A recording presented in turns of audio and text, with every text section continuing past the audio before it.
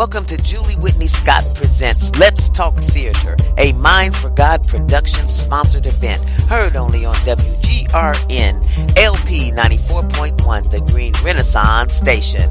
Let's Talk Theater. Welcome to Let's Talk Theater. I'm your host, Julie Whitney Scott, and I am bringing to you out there in my theater land our newest CATCO employee. Now, I say "our" because CATCO is for everybody in Central Ohio. And I am also a teaching artist there right now, so I can say "our." And so I want to introduce to you all out there Mr. Tony Koehler. He is the new production manager at CATCO is Theater. Welcome, Tony, to Let's Talk Theater. Yes, thank you. Thanks for having me. Why don't you tell us a little bit about who you are in the theater and what kind of experience do you bring to Central Ohio and CATCO in regards to being a production manager? Yes, of course. I actually grew up in Cincinnati. So I'm an Ohio boy. I went to college at the University of Kentucky in theater. So I went down south a little bit, and then I went to Chicago after school and worked for a number of years up there for a couple of different theaters in that market. And then I threw it all away and went to the beach. I moved to Miami, Florida, and ran a store on the beach there in Miami.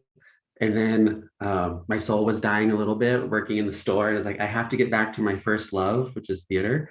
And then I went back to, I actually moved to Washington, D.C., and that's where I came from. I spent 6 years in D.C. At the Folger Shakespeare Library. I was a designer, resident designer. I did props and set dressing there. And then I became the production manager at GALA Hispanic Theatre, also in D.C. So that's where I'm most recently from. Tell us, what made you decide to come to Columbus, Ohio, and become a part of CATCO's? Yes, it's a great question. After being all around the States, it's like, why do I go back to Ohio? I was really looking for an opportunity to grow my entrepreneurial spirit. I wanted to build something up again, sort of like I did with GALA. It was an existing theater with a long history, just like CATCO, and I really enjoyed bringing my expertise to the table and bringing it kind of back to life. I know that CATCO has a new lease on life here in Central Ohio. We have Lita, our new artistic director, and Christy, the new executive director. And my role didn't exist at CATCO before a production manager. So obviously it's something that's very important to the theater and producing plays, and they realized they needed someone like me. And so coming back to Ohio was actually a gift and closer to my family. And I really am excited to help shape and be a part of the community here in Central Ohio. For some of our listeners out there that don't know what a production manager does in the theater, because, sometimes we have people that even though they are actors in the theater, or they are tech support or backstage, or even the playwrights themselves, they don't know and understand how that production manager piece helps bring it all together. So tell us a little bit about what is a production manager and what are you going to be bringing to CATCO is Theater? Yeah, a production manager is kind of one of those, secret jobs that the civilians, the non-theater people don't really know about, as you said. But the production manager is someone that's part of right up there with the artistic and executive team. It's kind of a triumvirate between the three of these positions. The production manager is responsible for facilitating basically everything that you see. So I kind of look at it as like a project manager in other fields, or akin to a producer in film, someone that has his or their hands in the process from beginning to end. So for instance, I will I will interview artists, actors, designers, technicians. I will hire them. I will create their contracts. That's at the very beginning of the process. I will set up production meetings. So that's when everyone that's on the team, designers, technicians, directors, meet to create the thing that you end up seeing later on. So I'm in charge of running those. And then as we get closer to the showtime or to the process, I'm in charge of scheduling. Even minute things like, where do we get the piano that is in this scene? And, is everyone COVID tested? Like, even all of these crazy things, it's a very layered job that kind of is detail oriented, but also big picture. So we kind of are the glue that keeps everything running smoothly. I don't mean to inflate my position, but it's a lot of stuff. Well, that's a very important position, and that's where the word production and management ties in. Somebody has to manage everything Absolutely. that is being done, especially when you are working with a group of people that are doing different aspects of something. Someone must coordinate that. Is that the same as which most people are familiar with, a stage manager, or not? Yeah, that's a great comparison. The stage manager is kind of like air traffic controller for the stage, for like when we're in production, when we're in rehearsal. They deal directly with the actors and directors on a daily basis, where I may not be at that level daily, but I certainly interact with all parties, whether it's related to the stage or backstage. My position is more business administration too.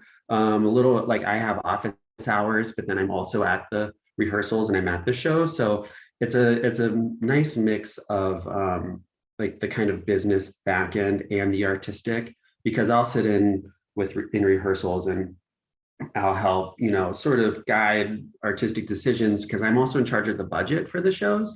So if something is swaying out of budget, I gotta reel it back in.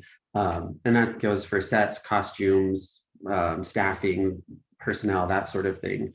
So I have to have a business eye on the project, but I also have an artistic eye, because we're ultimately serving the show, but it still has to be a viable project in the end too. Well, I always say to people, especially when it gets time to start producing and bringing it to the stage, tech rehearsals and things like that. Time is money and money is time. Yes, ma'am. I mean, that's the bottom line. If we have fun and all that, but the bottom line Yeah. is it's a business.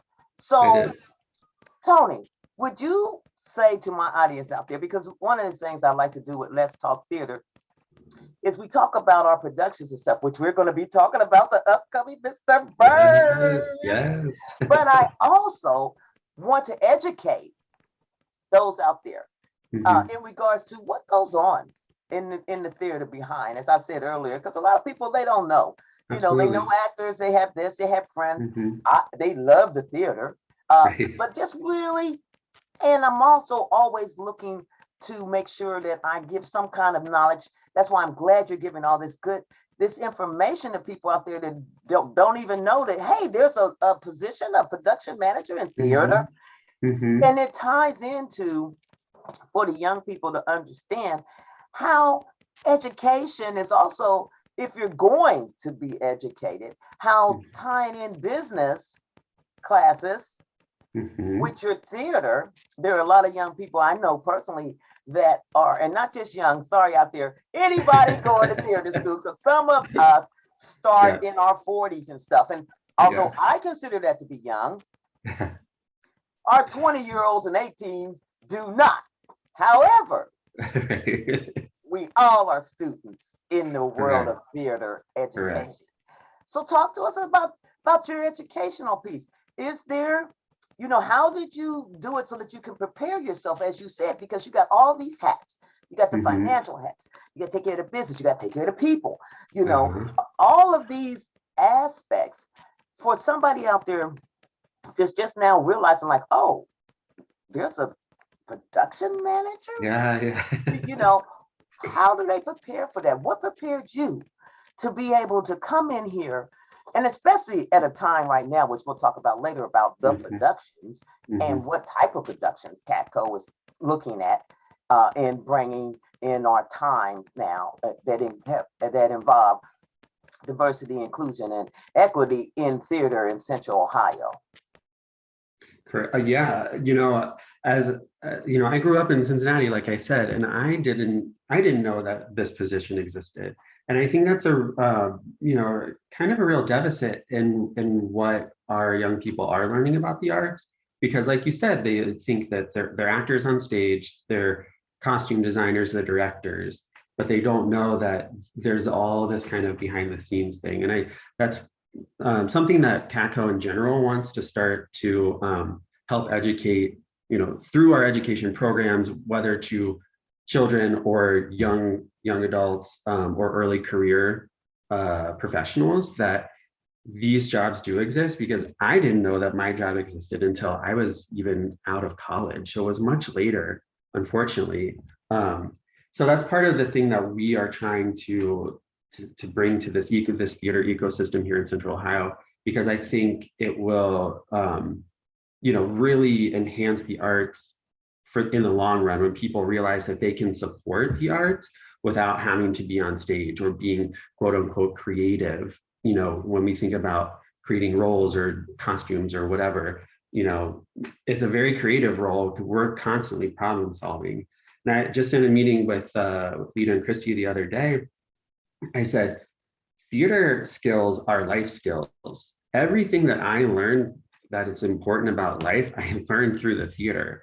And it's how to interact with people, how to be in a group with people, how to manage issues, how to problem solve, how to be creative in that problem solving. And then like even basic things like how to sew, how to fix costumes, how to build things, how can I create this thing like a fake turkey dinner that doesn't get eaten but has to be on stage every night. Like, how can I create that? So it's weird kind of problem solving skills that you might not think translate, but these you can use theater skills in theater, in the classroom, in the boardroom, everywhere. So I think theater education is huge, and that's part of what we're trying to do with CATCO too, and as we grow as a company.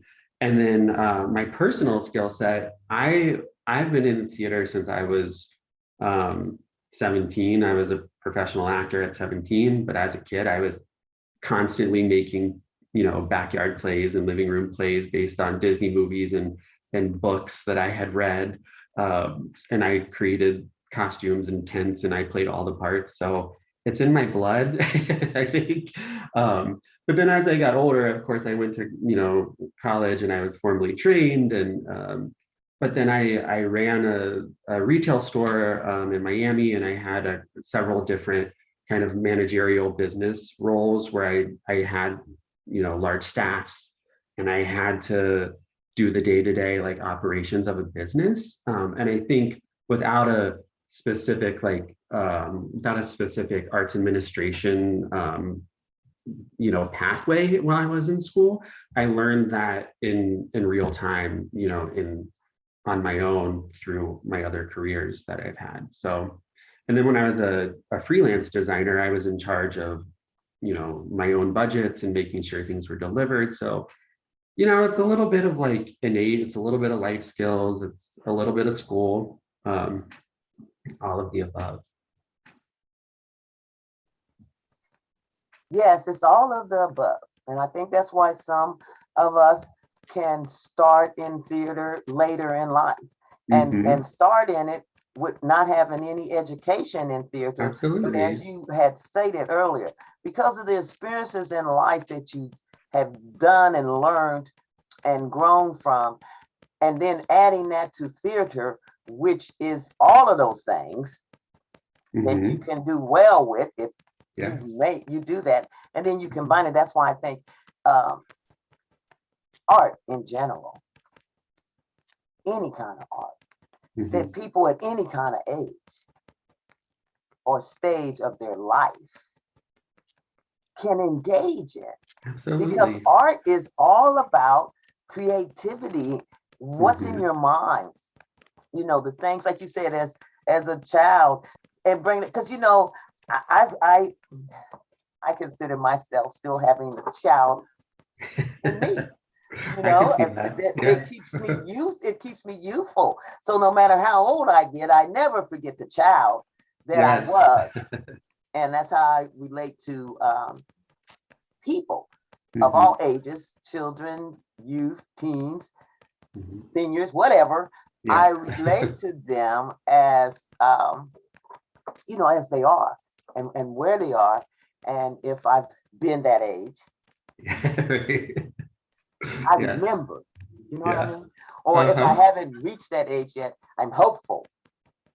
I love it. I'm hopeful for where I can be mentally and creatively, based on keeping that young, imaginative, youthful kid that we were, huh, Tony?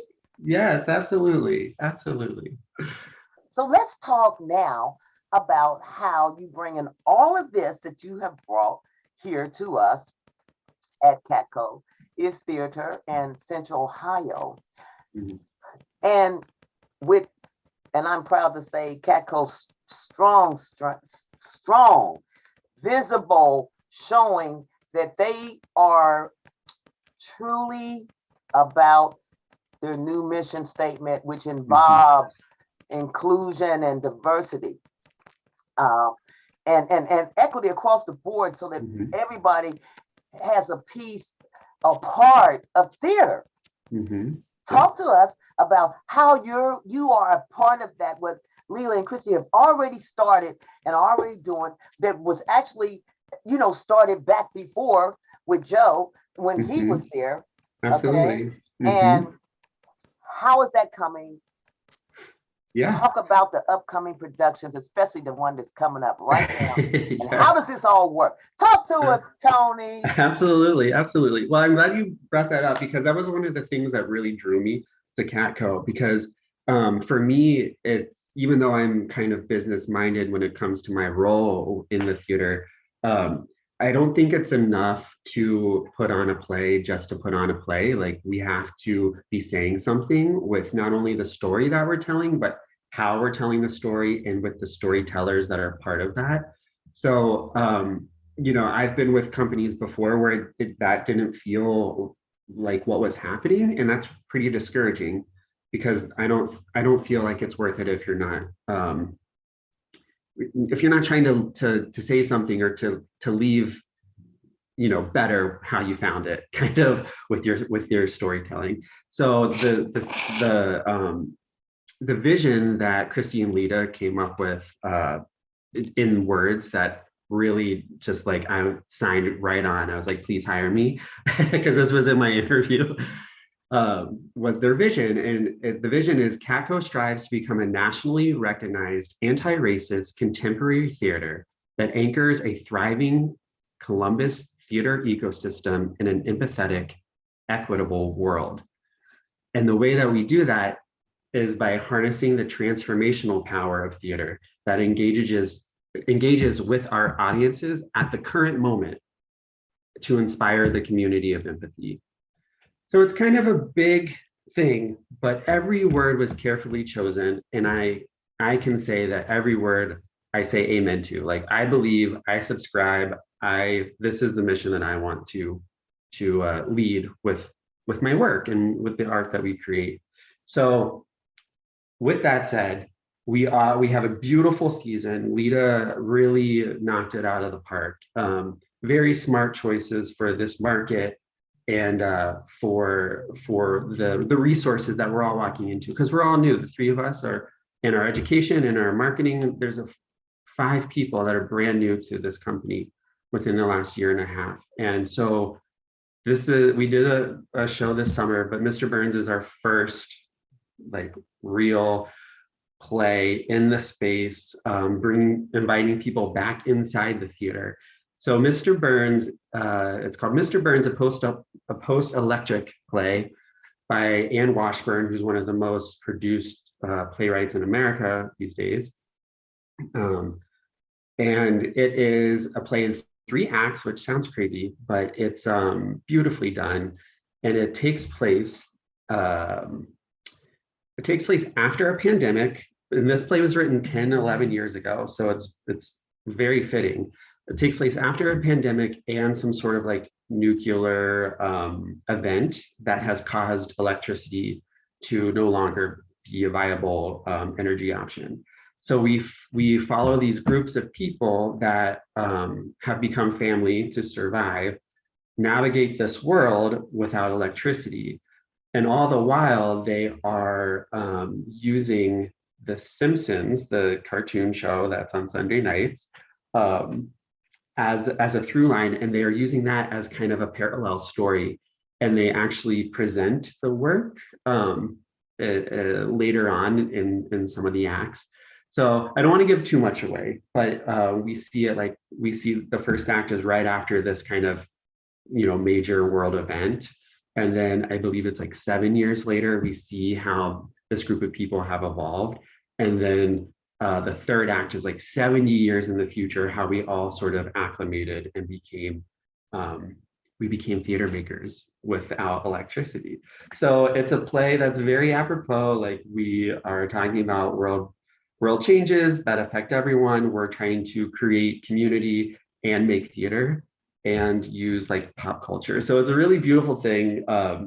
It sounds crazy because it's with The Simpsons, but the end is very hopeful and beautiful. And like, I like catch myself in rehearsals when we're doing the last scene, because it's quite touching. So you have to come see it, check it out, and see what happens.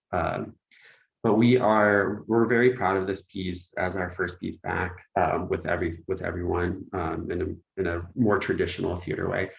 But I do have to say, we are in 3 spaces. So each act is in a different space. The first act is in the lobby of the Rice Center, the studio lobby. And then the second act is in Studio 2, which is the black box. And then the third act is in the Studio 1, which is the traditional proscenium space.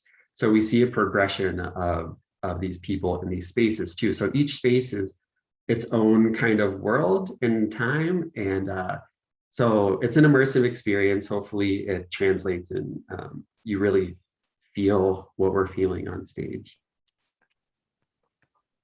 Now, who was the director, and was that the director's vision to have it set up, or is it the playwright's vision?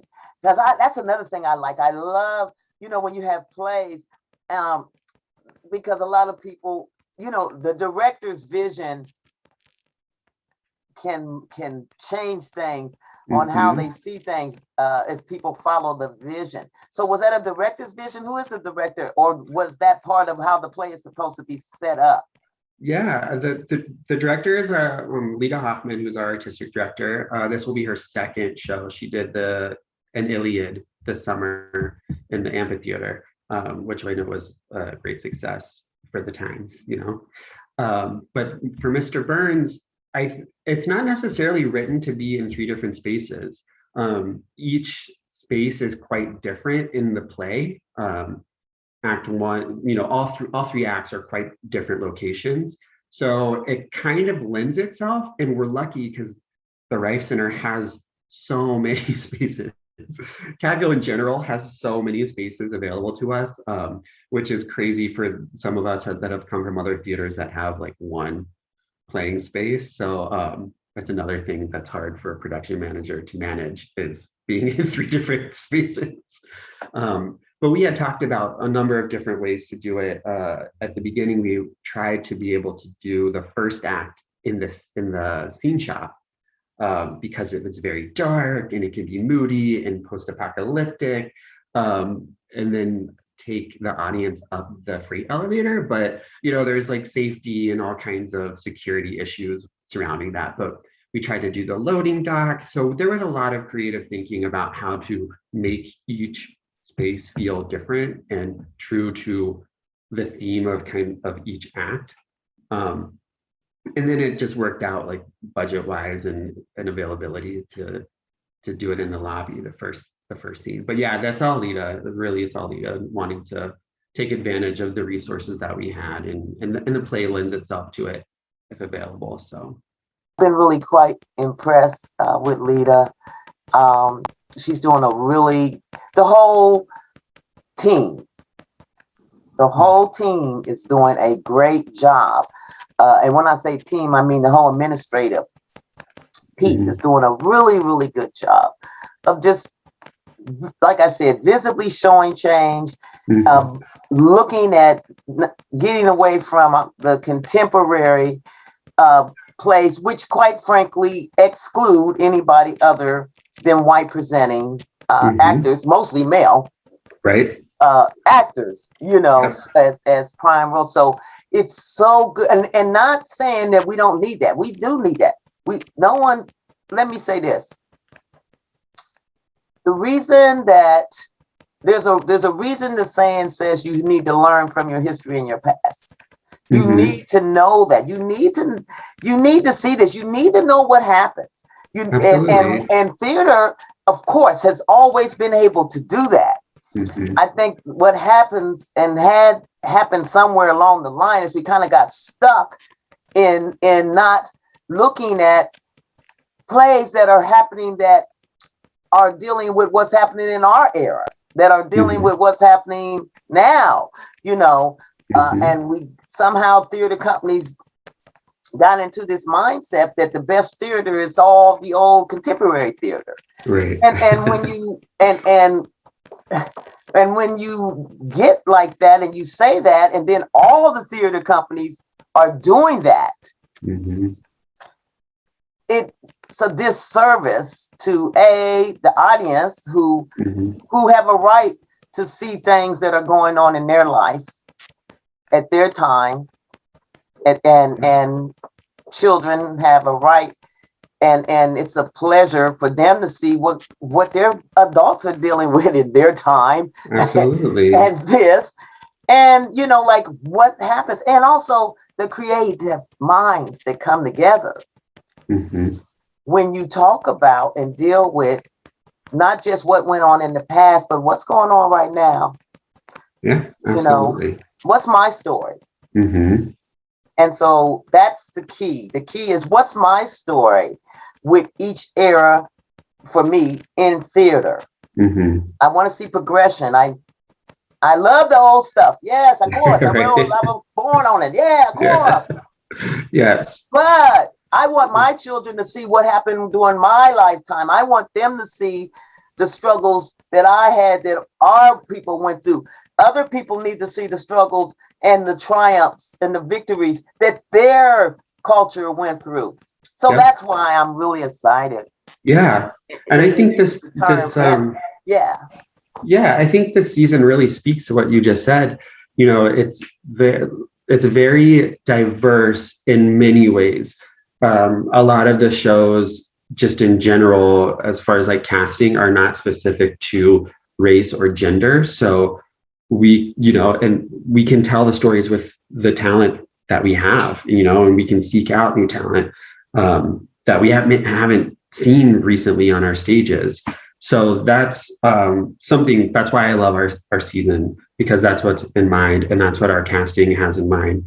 The stories themselves are also very diverse, and can be told in many ways. Like there are some culturally specific shows, like African Mean Girls, or the African Mean Girls play, Schoolgirls, or the African Mean Girls play.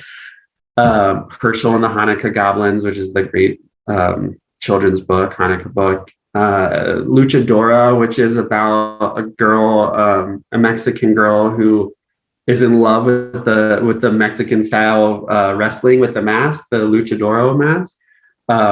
And so we're also playing, with its diversity of gender, identity, all of that, all of the things that we're talking about in our culture now in this moment. We have, strive to represent in our season, because that's who our people are. That's who are coming to see our plays. That's who we want to come see our plays, is a diverse group of people. And it's important, as you said, even if it's different, the story that we're telling is different from your own. it has worth, but I am confident that you will find a story on our stage this season that feels like your own as well. Yeah. And it helps us learn about others. If you don't know other people or get a chance to understand why people do live, think the way they think, you're always afraid of people, or you never get close to people. And it's all of our stories. Absolutely. Storytelling is such a great thing. and theater brings stories to life. And CATCO brings stories to life. And I'm really excited because it's going to bring, like you said, bringing a lot of stories that people haven't seen or heard. They're going to be audience members that will learn about other people and cultures. There will be people, especially our younger people and our older people who never seen it. They will see themselves. Yeah, absolutely. On the stage. And that's a great thing. And that's why CATCO took a bold step in their mission statement, especially in Ohio, to say anti-racist in their stuff. That's a bold step.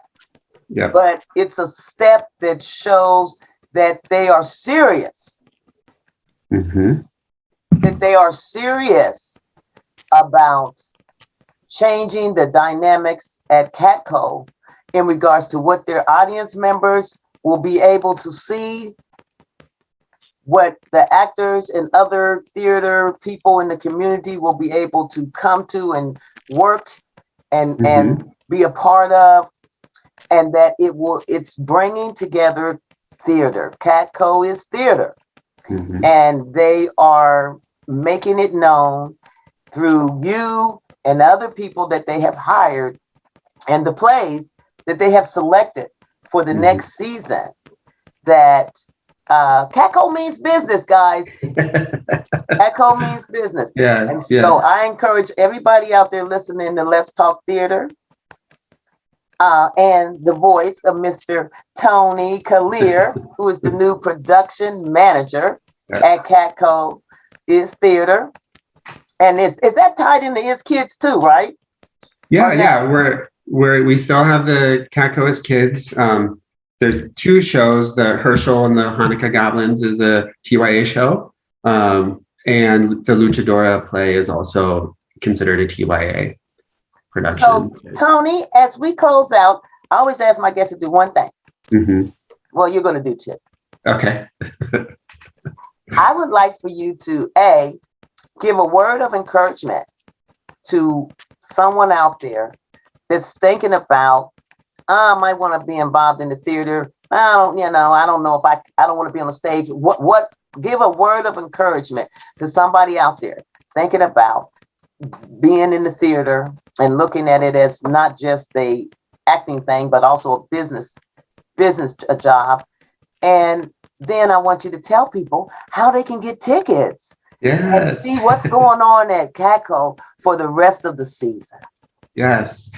Well, as far as, encouragement for joining the theater, a lot of us, it's not something that we're born with. We have the interest, we may have a little talent, but theater skills are life skills, as I said earlier, and we don't all have the skill set right away.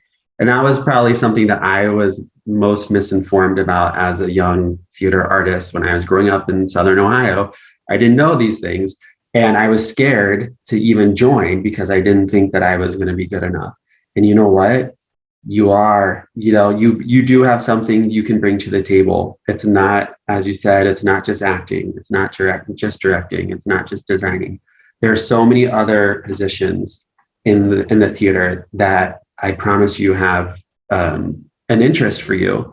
There's things like electricians, there are people that's their only job in theaters to hang lights and to electrify them, like plug them into the board and make sure that they work and focus and make sure the right colors in them, and that's very much akin to an architectural technician, so there's various levels from office stuff to more hands-on stuff to even being volunteering at the theater as an usher, anything like that. So my advice is, there is a place for you in the theater. If you have any interest, just ask, like go to the website, see what's available, and send an email, because chances are we can bring you on board with very little experience. We're happy to teach, we're happy to have you. So please come and hang out with us and make some art. Whether you're seating patrons or you're working backstage or in the costume shop or an intern in the production manager's office, I need a lot of help. It's a lot of new stuff that I'm learning with this theater. So if you want to come hang out with me and learn how to be a production manager, I'd love that too. Send me an email. But in the meantime, come see Mr. Burns, a post-electric play. It's by Ann Washburn, directed by Lita Hoffman, and it opens next week, or it opens October 28th and runs to November 14th. Thursday nights, the shows are at 7:30, and Friday, Saturday, they're at 8 o'clock, and Sundays, it's a 2 o'clock matinee. And we run for 3 weeks. You can get tickets at catco.org, or you could call the box office at 614-469-0939. So come check it out. It's a wild play. There's so many levels to it, so many places, locations. So come have fun with us, and theater's back, and it's better than ever. I promise you. Well, I'm gonna put on my running shoes, my comfortable tennies, and make sure that I am there.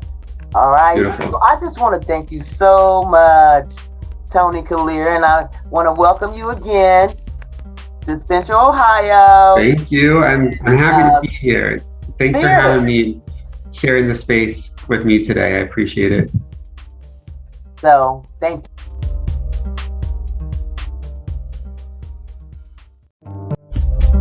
Thank you for joining me, Julie Whitney Scott, your producer and host of Let's Talk Theater, a Mind for God Productions sponsored event, heard only on WGRN LP 94.1. For the full video interview, go to my Julie Whitney Scott Facebook page.